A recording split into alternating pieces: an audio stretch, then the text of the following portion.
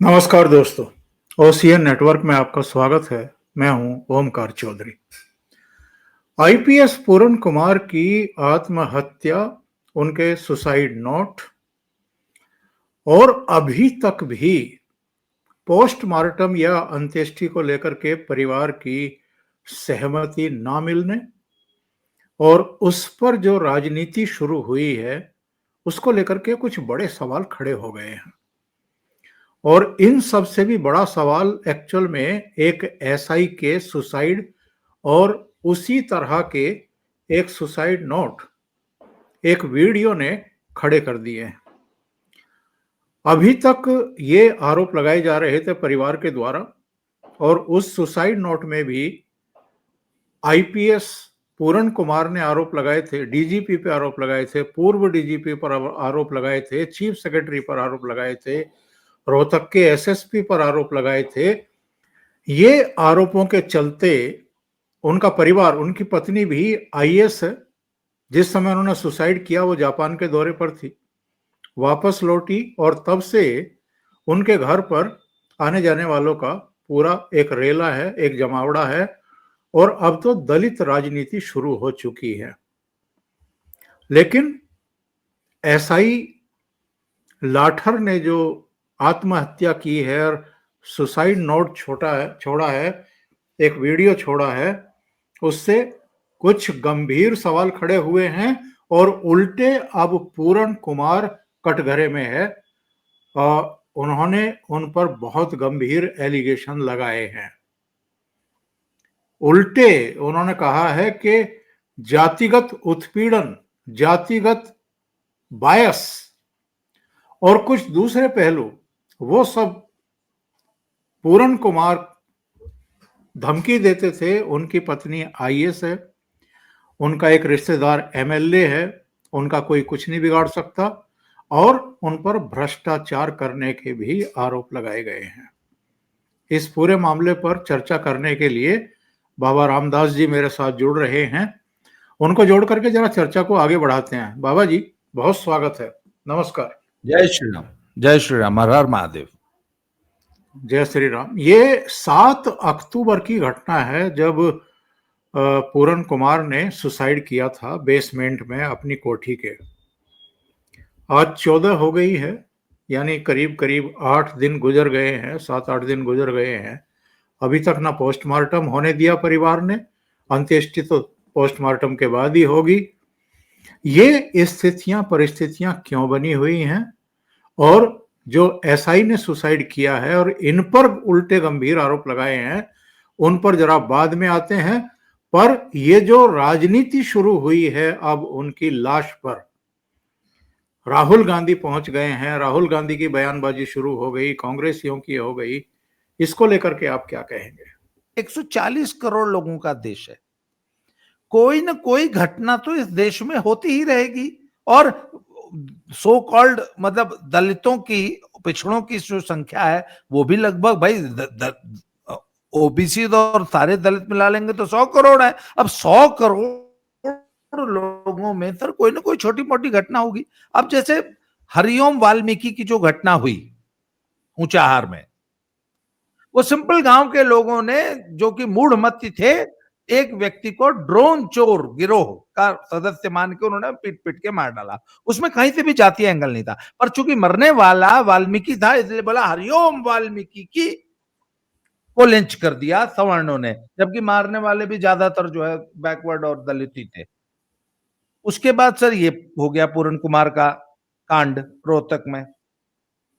एक तो मुझे ये बात समझ में नहीं आती कि पूरण कुमार के पिताजी इनकम टैक्स के कमिश्नर, पूरण कुमार बीटेक, एमटेक, आईआईएम से मैनेजमेंट, उसके बाद यूपीएससी करके आईपीएस, आईपीएस में भी प्रमोशन पाके आईजी पहुंच गए, पर आज तक दलित कार्ड, फिर भी दलित कार्ड का जो विक्टिमहुड है वो सबसे बड़ा कार्ड है।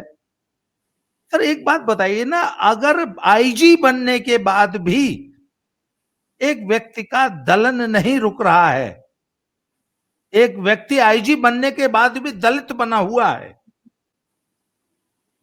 इसका मतलब इस पूरे पूरी थ्योरी में एक फ्लॉ है ना कि नहीं भैया, पढ़ाने से, आरक्षण से, इससे उससे दलित स्टेटस तो फिर भी नहीं हटना है। सर ये हमारे संविधान में एक बहुत बड़ा फ्लॉ बन के उभरा है।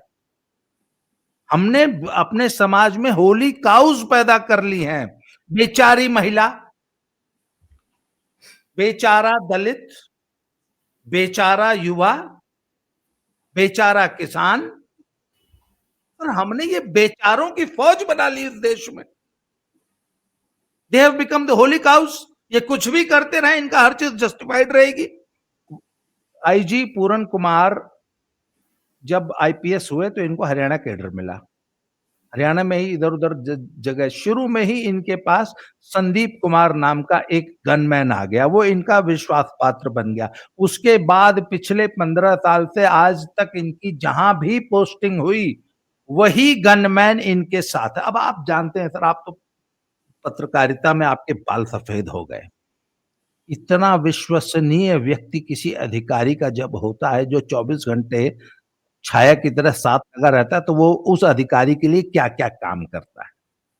तो सर उस गनमैन ने रोहतक के एक शराब व्यवसायी से 2.5 लाख रुपया महीना की डिमांड करी कि हर महीने 2.5 लाख रुपया डिमांड है आईजी साहब की।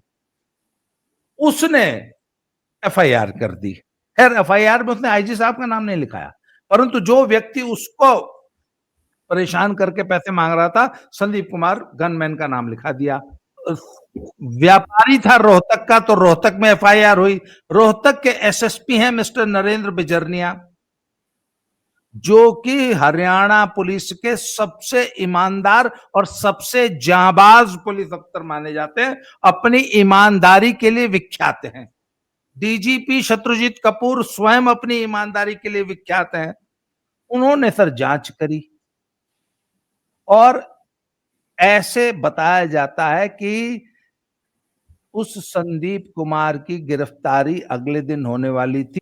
जब आईजी साहब ने देख लिया कि अब तो निश्चित रूप से मेरी गिरफ्तारी होगी, मैं भी इस केस में लिपट जाऊंगा, और इस केस में हरियाणा पुलिस ने इतना टाइट केस बनाया था कि इनके पूरे खानदान की आय से अधिक संपत्ति की जांच होने की नौबत आई हुई है।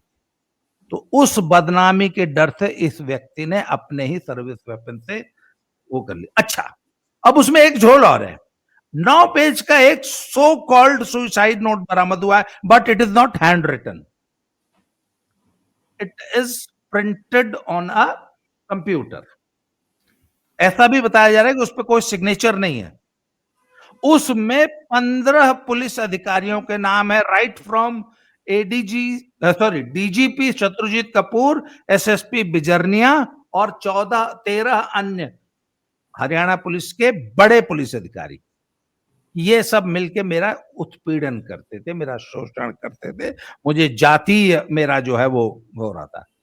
और वही बात है, तो इस देश में जो 3 सबसे ज्यादा दुरुपयोग किए गए कानून है, वो तो आपको भी जाता है। एक दहेज वाला, एक महिलाएं आजकल किसी पर भी, किसी भी पुरुष पर कोई भी आरोप लगाते हो उस बेचारे को जेल जाना तय है, और तीसरा SC/ST एक्ट। पर सर उसका ट्विस्ट आ गया जब ये संदीप लाठर नाम के एक एएसआई ने बाकायदा 3 पेज का हैंड रिटन नोट और हैंड रिटन और एक 6 मिनट का वीडियो बनाया उसने। वो आपके साथ बैठने से पहले उस वीडियो को मैंने दोबारा देखा है। उस वीडियो पे अभी थोड़ी देर बाद चर्चा करते हैं। उसने इनके करप्शन की पूरी पोल खोल दी है।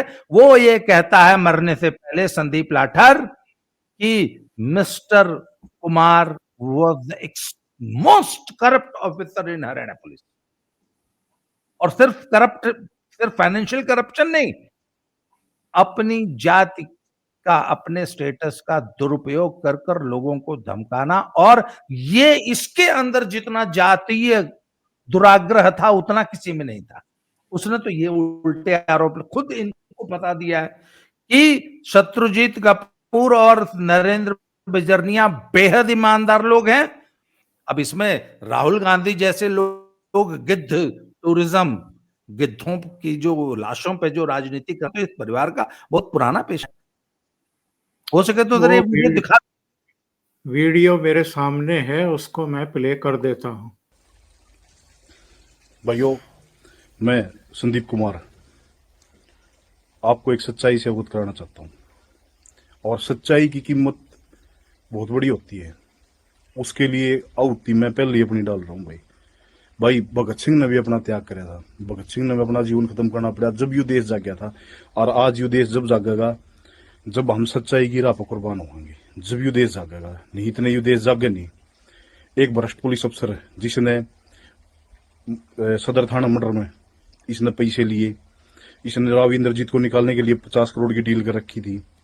जहां पे एक ईमानदार पुलिस अफसर जो इसके सामने अड़ा वो नरेंद्र बिजानिया था, जहां पे इन्होंने कभी भी इतने दिन पोस्टिंग रही, कोई भी इनको भ्रष्टाचारी तो छोड़ो भाई सब, मतलब यो आदमी तो इस आदमी था ईमानदार, अपनी तनख्वाह में गुजारा करनी है।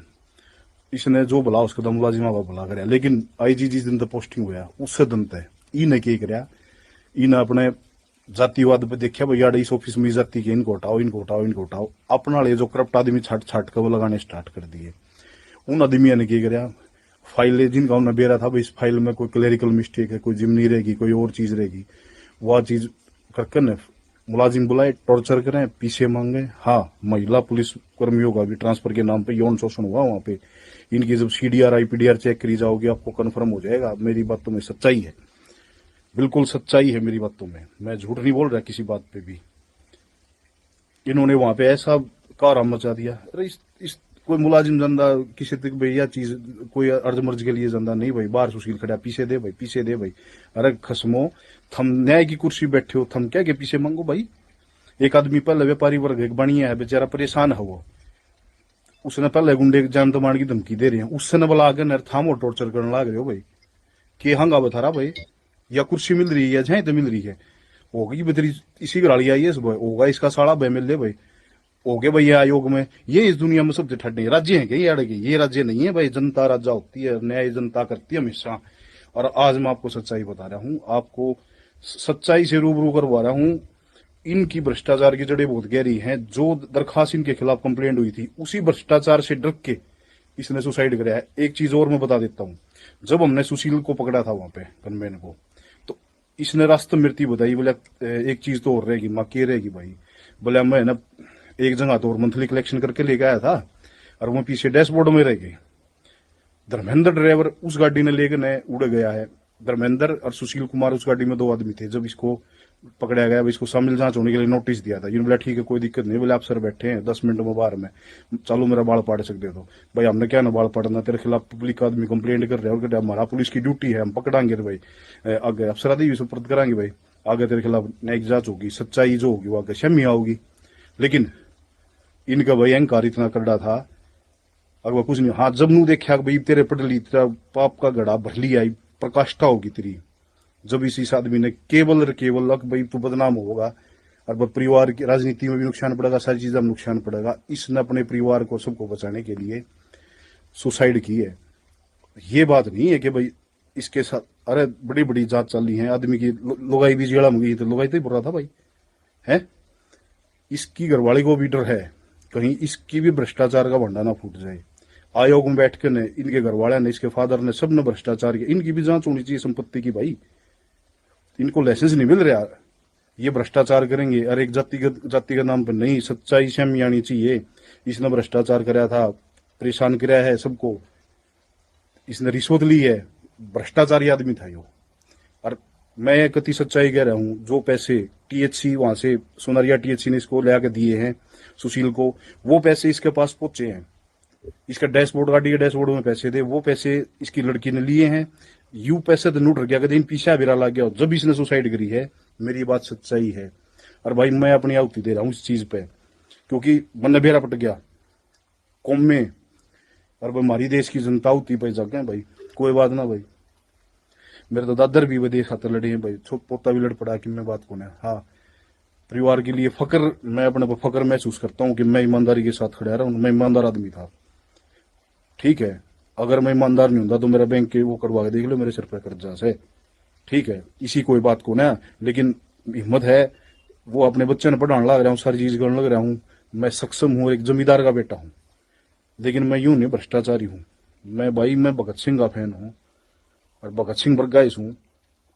मैं डरूंगा ना किसी बात पे, मैं हर एक चीज सामना करूँ, लेकिन आज पब्लिक को जगाने के लिए, देश को जगाने के लिए ये जरूरी हो गया है। इस सच्चाई की लड़ाई में पहली आवती में, अरे इतना ईमानदार आदमी रहे जो डीजीपी रहे, अरे या ये स्लोबी, अरे ये जो काले को हुए बैठे हैं, ये केवल इसलिए अब यो चलिया जा रहा, हम फिर खुली मलाई खावा, कति खुली मलाई खावा। अरे क्यों देश की बहन को डर लाग रहे हो है? ये देश वो भगत सिंह पर के कुर्बान होकर चले गए नू, इस बात खातर के थम याडा नू करियो, जाति का जहर घोड़ियो। आज उन जो जिंदे होंगे तो शर्म आंदी, हम किन आदमी खातर लड़ गए है? किन आदमी खातर लड़ गए? पूर्ण कुमार पर के आदमी खातर, इसकी घराड़ी खातर, जो भ्रष्टाचारी हैं, जो आयोग में बैठे हैं, इसके रिश्तेदार, वो सारे केवल इसी चीज का प्रेशर और जातिगत रंग देने की कोशिश लिए कर रहे हैं। क्योंकि ये भ्रष्टाचार की जो, देखो उस परिवार को, एक व्यापारी आदमी है, जुर्म के खिलाफ उन्हें लड़ने की साहस कराया है, उसको दबाया जा रहा है, उसकी सच्चाई को कोई नहीं सामने लाना चाह रहा। ये इसको दाह संस्कार नहीं करना होगा ना, पॉलिटिक्स में बनाकर ना, बहुत बड़ी सच्चाई सामने आने से रोकी जा रही है। लेकिन मैं ऐसा नहीं होने दूंगा भाई, बिल्कुल सच्चाई सामने आनी चाहिए। इन्हें गलत कर रखा है, गलत का फल इनको मिलेगा भाई। इसी बात के साथ अलविदा दोस्तों, अगला जन्म भी आओगे जब भी से लड़ाई लड़ाएंगे भाई। ये उसकी 6 मिनट से ज्यादा की जी वीडियो है और ये उसका सुसाइड नोट है।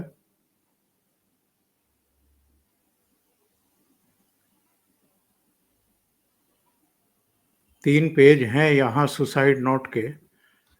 बाबा जी, ये मामला तो बहुत सीरियस हो गया है, बहुत ज्यादा गंभीर हो गया है। और जो कुछ ये महिला उत्पीड़न, दलित उत्पीड़न, ये सब जो इनके नाम पर डर्टी पॉलिटिक्स की जाती है, और राहुल गांधी पहुंच गए, चलो नेता प्रतिपक्ष हैं, आप जा सकते हैं, लेकिन बिना तथ्यों को जाने आप सीधे हरियाणा गवर्नमेंट पर आरोप लगा रहे हैं। और इनका बयान में देख रहा था, मुझे तो ताज्जुब हुआ। इन्होंने क्या कहा है, मैं पढ़कर के भी बता देता हूं। इन्होंने कहा है कि सरकार तमाशा बंद करे, परिवार पर प्रेशर ना डाले, आरोपी को अरेस्ट करे, यानी जितने अधिकारियों का नाम उस कथित सुसाइड नोट में है उन सबको गिरफ्तार करे। क्या अनार्की की सिचुएशन पैदा नहीं हो जाएगी? आप डीजीपी को भी गिरफ्तार करने की बात कर रहे हैं, आप एसएसपी रोहतक को भी, आप दूसरे अधिकारियों को भी, और चीफ सेक्रेटरी पर भी आरोप लगाए गए कि उन्होंने भी सुनवाई नहीं की। क्या अनार्की की सिचुएशन पैदा होगी, अराजकता की स्थिति पैदा होगी? हरियाणा या किसी भी प्रदेश में टॉप नौकरशाहों के ऊपर अगर आप हाथ डालेंगे, उनको आप गिरफ्तार करेंगे, तो क्या संकेत और संदेश देना चाहते हैं आप ब्यूरोक्रेसी में और पुलिस प्रशासन में? सर, मैं पहले दिन से एक बात कह रहा हूं कि राहुल गांधी का एकमात्र उद्देश्य, उनकी पूरी राजनीति इस देश में व्यवस्था के प्रति जनता में अविश्वास पैदा कर, असंतोष पैदा कर, उनके अंदर उनको सड़क पर उतारने की है और इस देश में अराजकता पैदा करना ही इस व्यक्ति का एकमात्र उद्देश्य है। मैं पहले दिन से कह रहा हूं कि ये आदमी बिहार का इलेक्शन जीतने के लिए ये वोट चोरी का अभियान नहीं चला रहा था। ये सिर्फ भारत की जो संवैधानिक व्यवस्था है, भारत में जो संवैधानिक संस्थाएं हैं और सुप्रीम कोर्ट से लेके और जो इलेक्शन कमीशन तक जैसी जो बड़ी संस्थाएं हैं, इनके प्रति अविश्वास पैदा करना, पूरी चुनावी प्रक्रिया के खिलाफ अविश्वास, ईवीएम के खिलाफ अविश्वास, इन सब। तो सर, अब इनको यही एनार्की हरियाणा में पैदा करने का मौका मिल गया है। इसी को कहते हैं गिद्धों वाली राजनीति, कि जहां पे लाश देखी वहां राजनीति करने पहुंच गए, तथ्यों को जाने बिना।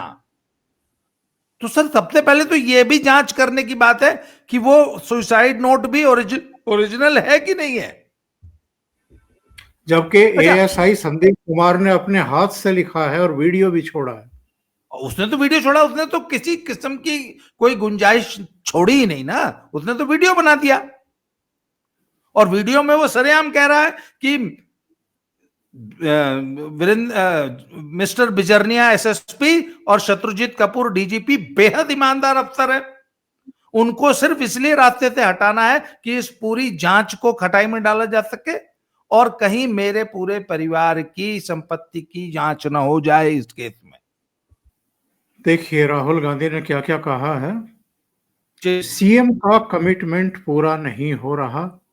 आईपीएस के परिवार से मुलाकात के बाद राहुल ने कहा कि ट्रेजेडी हुई है। सरकारी अफसर है, मुख्यमंत्री ने उन्हें पर्सनली कमिटमेंट दिया कि वो कार्रवाई शुरू करेंगे, फ्री एंड फेयर इंक्वायरी शुरू करेंगे, एक्शन इनिशिएट करेंगे। उन्होंने 3 दिन पहले से कहा था, सीएम ने 3 दिन पहले ये कमिटमेंट दी, लेकिन वो पूरा नहीं हो पाया। कैसा पूरा नहीं हुआ? एसएसपी को उन्होंने हटा दिया है, डीजीपी को छुट्टी पर भेज दिया है, और क्या फांसी पर चढ़वाएंगे राहुल गांधी इनको 6-7 दिन के भीतर? जांच बैठ रही है, जांच पूरी होगी तब आगे की कार्रवाई होगी। अगर ये दोषी पाए जाएंगे तो फिर आगे ये लिखते हैं कि सालों से सिस्टमेटिक डिस्क्रिमिनेशन हो रहा है। आईपीएस की 2 बेटियां हैं, उन्होंने अपने पापा को खोया है, उन पर बहुत प्रेशर और डिस्टरबेंस हो रहा है।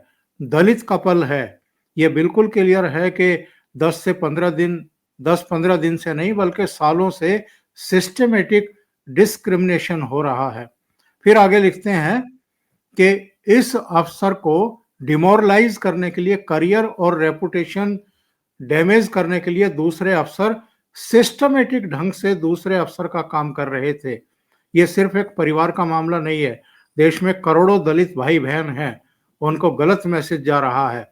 उन्हें मैसेज जा रहा है कि आप कितने भी सक्सेसफुल हों, कितने भी इंटेलिजेंट हों, कितने भी कैपेबल हों, आप दलित हो तो आपको दबाया, कुचला और फेंका जा सकता है।